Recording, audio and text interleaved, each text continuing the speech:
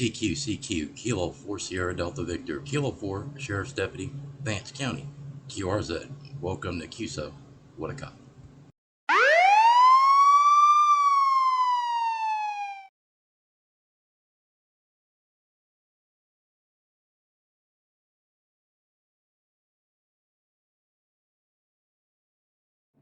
Hey, good evening, everybody. It's Tony, Kilo 4 Sierra Delta Victor K4SDV. I bought this screw gun from Habor Freight. It was on clearance a few years ago. I think I actually paid only $5 for it. Well, I've got maybe 3 years of use out of it. Now it's dead, so we're gonna give it some new life. These are flat top batteries. These are button tops. I just needed rechargeables. So we're going to breathe some new life in it by soldering up a new battery pack and reinstalling it.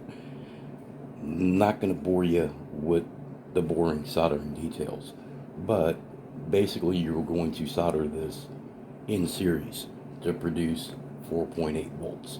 That being said, you're going to short these two cells together, kind of like how they're together there, and then on the bottom you're going to bring these two together, and then you're going to leave these up top for the positive and the negative terminals. So I'm going to go ahead, I'm going to knock that out really quick, and we'll come right back. Alright, we're back. Everything is soldered up, negative to negative, positive to the positive. These two, everything is in series with each other.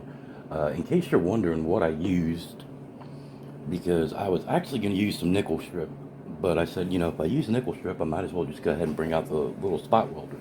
So what I used was some braid, or I'm sorry, this is the inner braid of coax. So that's what I did. I just pulled it, trimmed it, used it to solder. It's left over from making a couple of double bazooka antennas, so now I have a use for it. Now we're going to get everything back together and we'll give it a test. Stay tuned. Well, I'm back. I'm done.